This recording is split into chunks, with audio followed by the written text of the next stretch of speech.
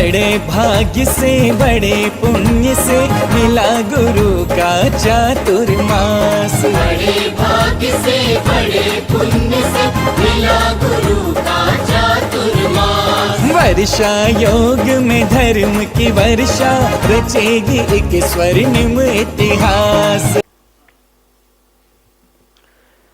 देवदेवं जिनं नत्वा भवोद्भव विनाशनम भक्षेऽहं देशनां कांचिन मतिहीनोऽपि भक्तिता।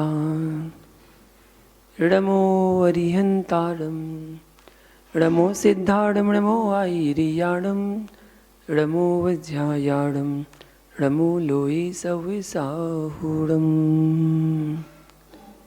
केवल अनंतानंद सिद्ध परमेष्ठी भगवान की, आचार्य भगवान कुलभद्र स्वामी की, आचार्य गुरु विराग सागर जी महामुनि राज की, चर्या सुमण्याचार्य श्री विशुद्ध सागर जी महामुनि राज की, अहिंसा में विश्व धर्म की।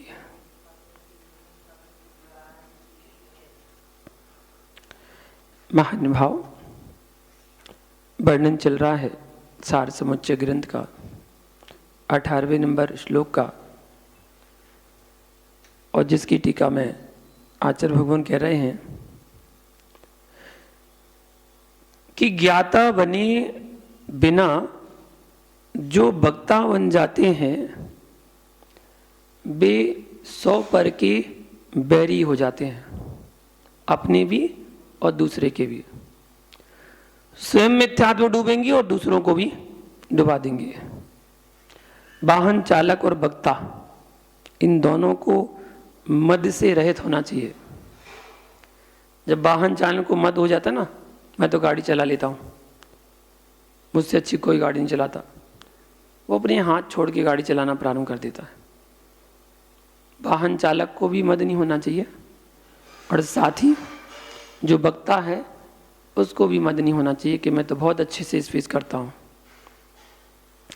भैया, भोजन के समय, भजन के समय, प्रवचन के समय चित्त प्रसन्न होना चाहिए। भोजन के समय, भजन के समय और प्रवचन के समय। क्यों कह रहा हूं? ध्यान दो, अशुभ चित्त होगा तो प्रवचन आपका दूषित हो जाएगा। और भजन क्यों कह रहा हूं? सामयिक करने बैठे, शुद्ध एकांत मिल गया तुझे। जीव बनता है तो एकांत में बनता है, और जीव बिगड़ता है तो एकांत में बिगड़ता है। जीव बनता है तो एकांत में, और बिगड़ता है तो एकांत में।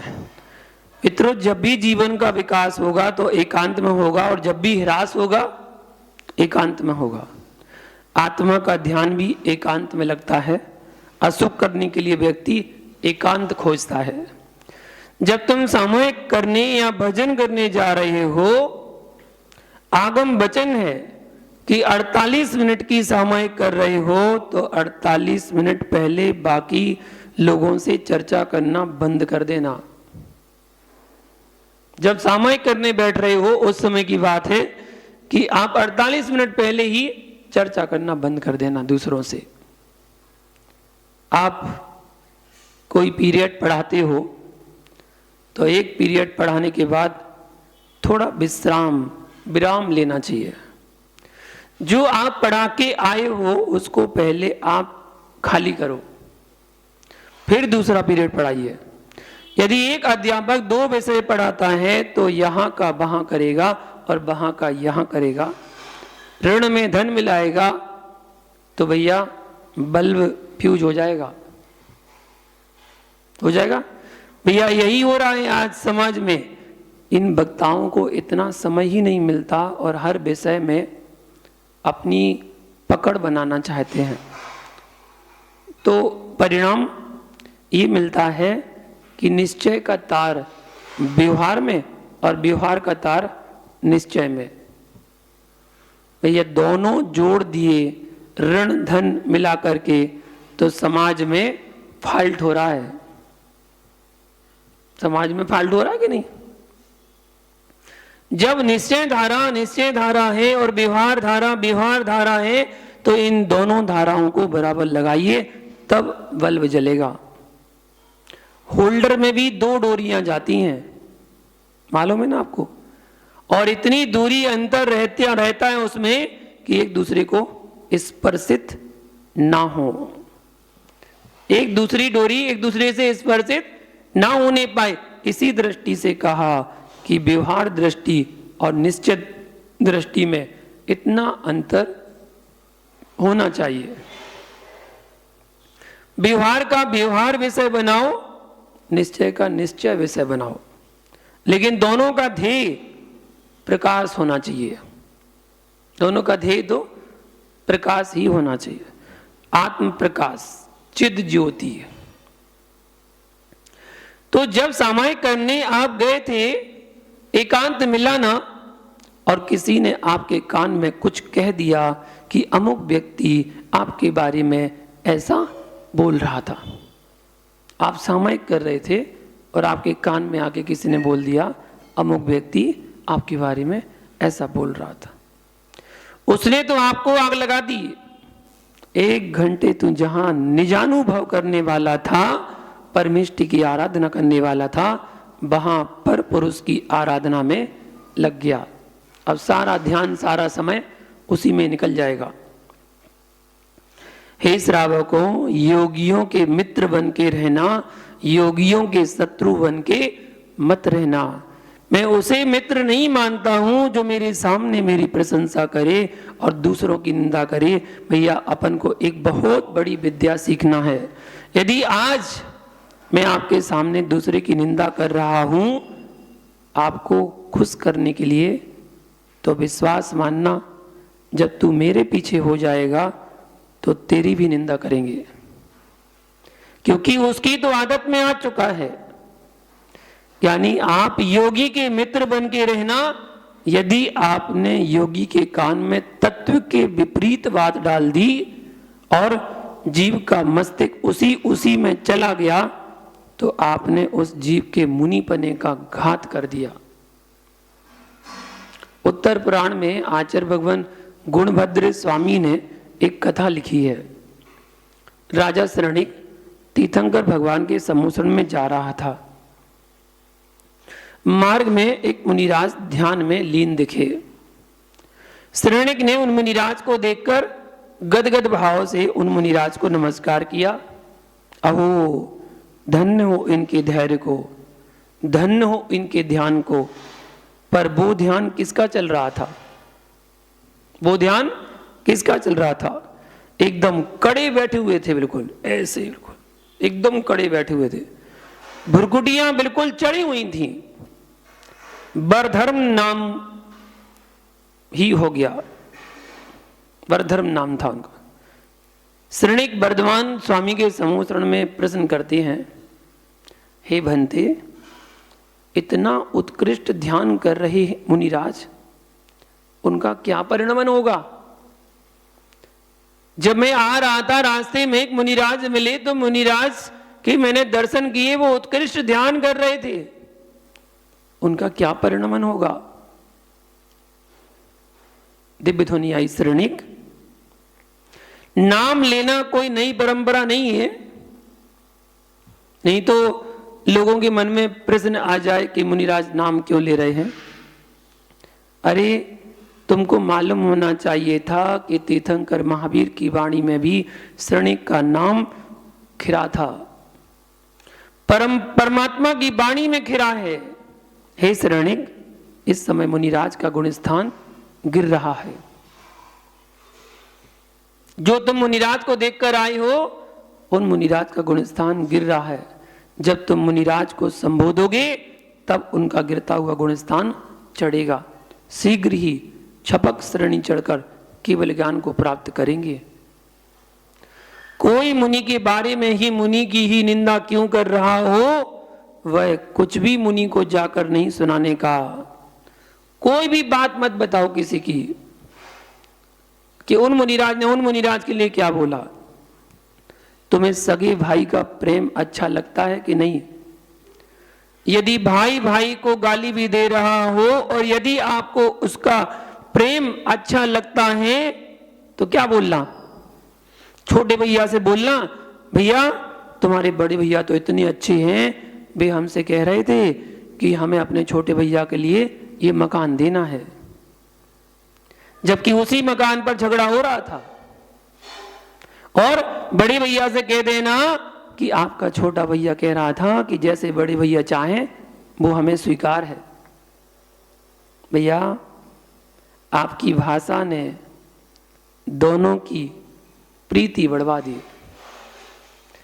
आपकी भाषा ने, आपके वचनों ने दोनों की प्रीति बढ़वा दी, और तुम ऐसे निकले जैसे वो गीदड़ था। भैया एक सेठ था, व्यापारी, बैलगाड़ी पर व्यापार करता था। उसके बैल का पैर टूट गया तो उसने छोड़ दिया बैल को। अब इतना पैसे वाला तो था ही, दूसरा बैल खरीद लिया उसने, उस बैल को जंगल में छोड़ दिया। जंगल में छोड़ आया, हरी घास चरता और झरनों का शीतल पानी पीता। इस कारण से वो मस्त हो गया, स्वस्थ हो गया, ठीक हो गया, मस्त हो गया। एक दिन पानी पी रहा था, उसी समय शेर आया। एक तट पर सिंह जा रहा था और दूसरी ओर बैल। जब बैल ने अपनी आवाज की तो शेर घबरा गया। क्या जंगल में मेरे से बड़ा कोई सम्राट आ गया? शेर घबरा गया। वहां एक गीदड़ था, उसने देख लिया।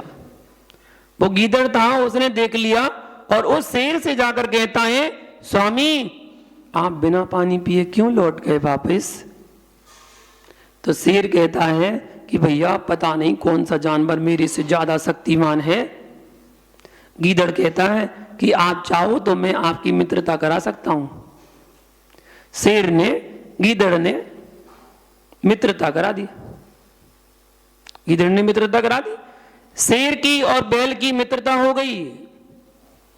बैल को मंत्री बना दिया।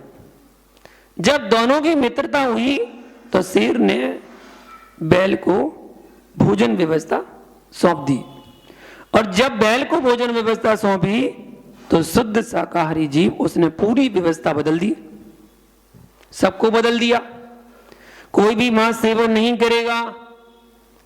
गीदड़ बोला मैंने ही तो उपद्रव कर लिया। बोले मैंने ही तो कहा था, मैंने ही उपद्रव कर दिया, अब सबको शाकाहार बन गया।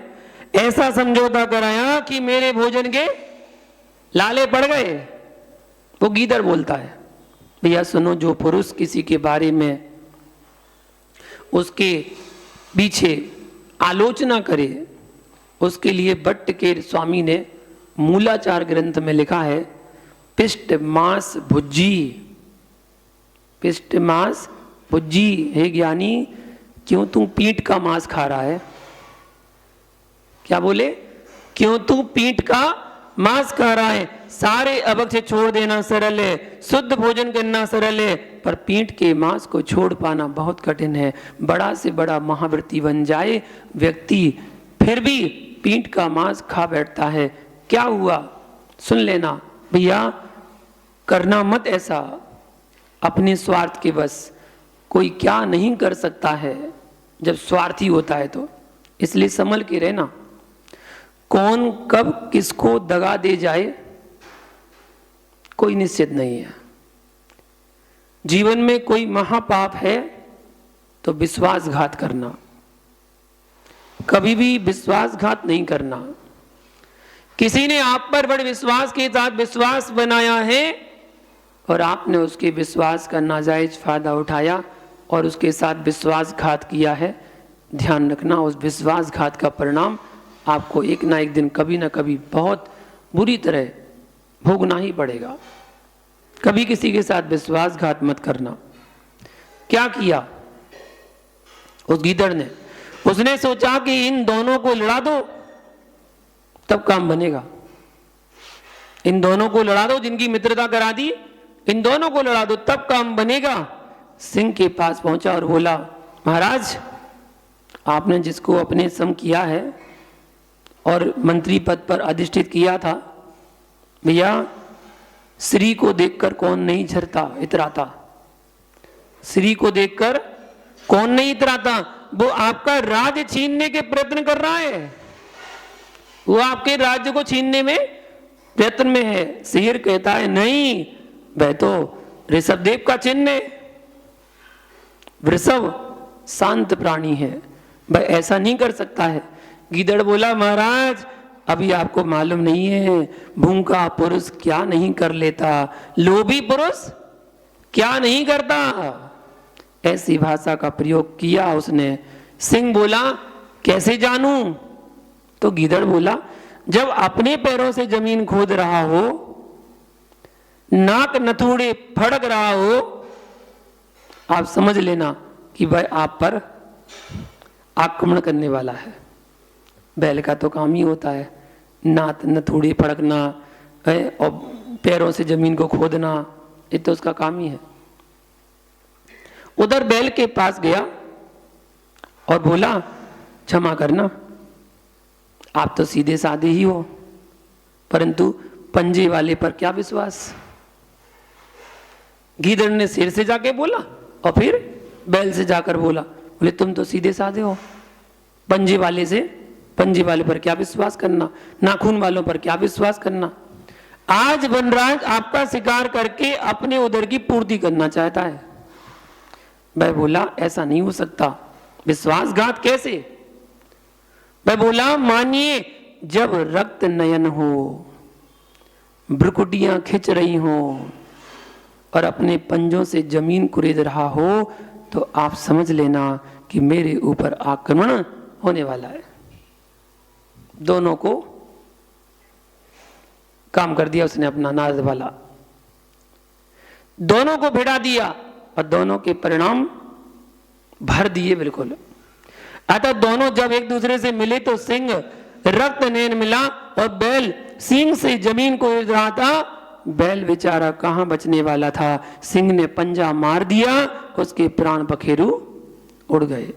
क्यों भैया? गीदड़ ने अच्छा किया नहीं किया?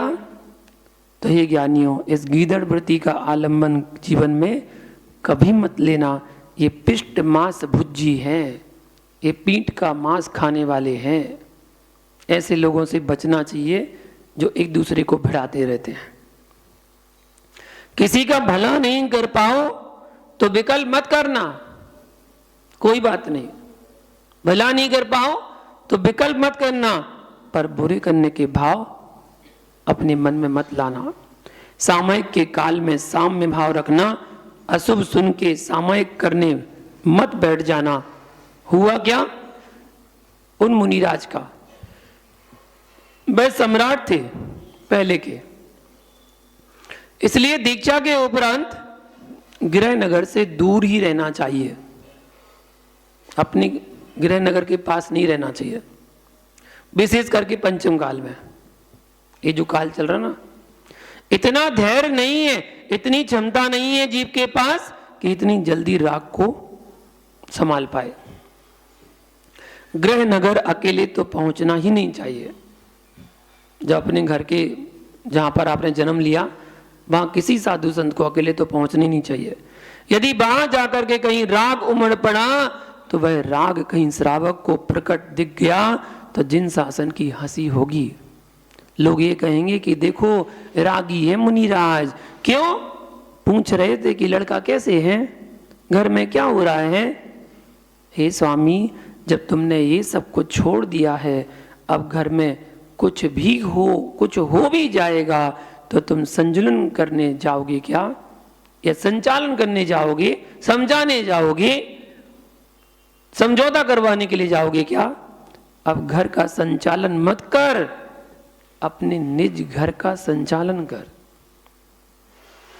जहां स्त्रियों का विचरण हो, पशुओं का विचरण हो, व्यायामशाला हो, मदिरालय हो, वैश्यालय हो, भैया तमेरे का घर हो, है ना, सुनार का घर हो, ऐसे स्थान पर दिगंबर साधुओं को बिल्कुल नहीं ठहरना चाहिए।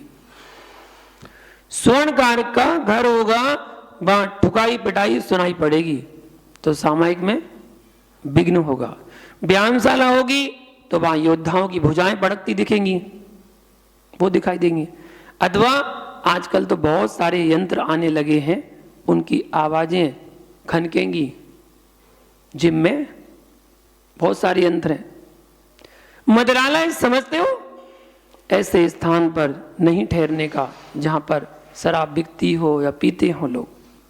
इसके साथ साथ चौराहे पर भी साधु को नहीं बैठना चाहिए। जहां पर आवागमन हो वहां पर साधु को नहीं बैठना चाहिए। जहां से चारों ओर से लोगों का गमनागमन हो, गाड़ियां निकल रही हो, ऐसे स्थान पर भी साधु को नहीं ठहरना चाहिए। कौन सा पुरुष कैसी बात कर रहा है नहीं पता। तो जो वरधर्म नाम के मुनिराज थे, एक चौराहे के स्थान पर बैठे हुए थे, अपने ध्यान में लवलीन थे। हे मित्रों, मैं क्यों बार बार कह रहा हूं आपसे, साधु के मित्र बनना, साधु मत बनना। साधु के मित्र बनना, शत्रु मत बनना। मित्र बनना, शत्रु मत बनना। अगर शत्रु बन गए तो गड़बड़ कर दिया आपने साधु के साथ। साधुओं के प्रति सेवा की ज्यादा भाषा बोलना भी उनकी शत्रुता है, ज्यादा उनकी आवभगत नहीं, वरना वो भी शत्रुता है। उनका स्वाध्याय खराब है तो उपचार करो। ये मत कहना कि हाँ कितनी पीड़ा शरीर में हो गई है। भैया स्वास्थ्य खराब है, व्यक्ति पहुंच जाता है और कहता है अरे मुनिराज क्या हो गया, आपका स्वास्थ्य खराब है, और देखो कितनी कमजोरी आ गई, देखो तो हाथ पैर बिल्कुल हिल गए, बिल्कुल कमजोर हो गए, चेहरे पे रौनक चली गई। आप शत्रु हो उन साधु के। अगर आप ऐसा बोल रहे हैं तो उन साधु के आप शत्रु हैं। अच्छा सोचो, अच्छा बताओ। उनका स्वास्थ्य खराब है तो उपचार करो, अगर आप कर सकते हैं तो। ये कभी मत कहना हाँ सही में कितनी पीड़ा हो रही है, कितना आपका शरीर तो बिल्कुल कमजोर हो गया है। ये तो शरीर को छोड़कर आत्मस्थ हो रहे थे और तूने ऐसा कह के शरीर में और रख दिया, उनको शरीर में और रख दिया। मुनिराज दुबले हो गए। अरे भैया, मुनिराज को तो पहले ही मालूम था, उन्हें तो पहले ही मालूम था, तुम क्या याद दिला रहे हो। दो बगीचे हैं, यद जीवस्य उपकाराय तद्देहस्यापकारकम, यद देहस्य उपकाराय तज्जीवस्यापकारकम। इष्टोपदेश ग्रंथ में कहा है तपस्या करेगा तो शरीर तो कमजोर होगा ही होगा, यदि शरीर बनाएगा तो तपस्या कमजोर होगी। अब बता क्या करना है तुझे। शरीर देखना था तो सबको मालूम था कि कपड़े उतारेगा तो ठंडी लगेगी, किसे नहीं मालूम था। कपड़े उतार के फेंकेगा तो ठंडी तो लगेगी, और शरीर की ठंडी बचाएगा तो मुनि बचेगा क्या? मुनि नहीं बचेगा भैया। कंबल ओढ़ना पड़ेगा फिर, और कंबल दिगंबरों में चलता नहीं है। जीव का उपकार चाहता है तो देह का, शरीर का अपकार होगा, और आत्मा का उपकार करना चाहता है तो शरीर का अपकार होगा। चौराहे पर बैठे थे वो मुनिराज। वहां से मार्ग से पथिक आ रहे थे। दो पथिक थे। एक ने उन मुनिराज को पहचान लिया, अरे ये तो अपने सम्राट हैं, मुनिराज बन गए। दूसरा कहता है भैया ये तो अच्छा हुआ कि ये मुनिराज बन गए, लेकिन इनका बेटा था, इनका बेटा। भैया दुनिया की बातें सुनकर आना, पर मुझे मत बताना। कभी मुनिराज के पास जाके कभी मत बताना कि क्या हो गया, कैसे हो गया। तो क्या बोला वो, जैसे इनका बेटा था, जैसा ये संचालन करते थे वैसा इनका बेटा संचालन नहीं कर पा रहा। जैसा संचालन इन्होंने किया है राज्य का, वैसा संचालन बेटा बिल्कुल भी नहीं कर पा रहा है। और शत्रु राजा ने बेटे को पराजित करके अपना सेवक बना लिया है। ये शब्द उन मुनिराज के कान में चले गए। भैया जो राग दबा था, नष्ट नहीं हुआ था, वह प्रकट हो गया, वह प्रकट हो गया। और उनके भाव बने कि अगर मैं होता तो किसी को नहीं छोड़ता, सबको मार देता। पंचम काल की आत्माओं, राख आ रही थी कंडे पर, कुछ ना करते तो वह अपने आप शांत हो जाती। राख आते आते अग्नि नष्ट हो जाती, लेकिन राख आई और आपने फूंक दी तो अग्नि और भड़कती है और भड़कती है। हे पंचम काल के श्रावकों, मुनियों पर करुणा करना। ये राख आ रही है इनके ऊपर, और आपने आकर यहाँ वहाँ की बातें की, यानी कहीं राख आपने फूंक दी तो हानि हो जाएगी। इसलिए सोच समझ के विचार कर लेना, और कभी मुनिराजों के पास जाके कुछ मत कहना, चाहे कुछ भी हो जाए, मुनिराज के पास जाके मत कुछ कहना। अब हुआ क्या कि जो राजा श्रेणिक थे, उन श्रेणिक के लिए दिव्य ध्वनि में आया कि जाओ श्रेणिक, उनको संबोधन करो। वो श्रेणिक तुरंत गए और तुरंत जाकर वहां देखा मुनिराज बिल्कुल अकड़े बैठे हुए हैं, और उत्कृष्ट उनका चक्रव्यूह की रचना चल रही है अंदर ही अंदर। या अगर मैं होता तो मैं ये करता, मैं वो करता, मैं ऐसे करता, कोई हमारे राज्य के ऊपर आंख उठा के नहीं देख सकता था। अंदर चक्रव्यूह की रचना चल रही थी। राजा श्रेणिक पहुंचे और जोर से बोले, हे स्वामी नमोस्तु नमोस्तु नमोस्तु। इतना कहा और मुनिराज का हाथ तुरंत अपनी पीठी पर पहुंचा और वो अपने परिणामों, अपने स्वभाव में आ गए। अरे मैं कहाँ जा रहा था, मैं तो मुनिराज हूँ, मुझे क्या करना राज्य से, मैंने तो सबका त्याग कर दिया। और ऐसा उत्कृष्ट ध्यान किया, अपने संयम की ध्यान आया और ऐसा उत्कृष्ट ध्यान किया कि उनको अंतर्मुख में केवल ज्ञान की प्राप्ति हो गई।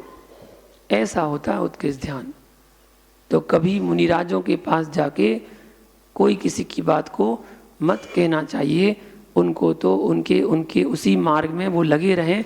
ऐसे तत्व चिंतन की बात उनको बताएं जिससे वो अपनी आत्मा का कल्याण कर सके। इसी मंगल भावना के साथ जय बोलो शांतिनाथ भगवान की।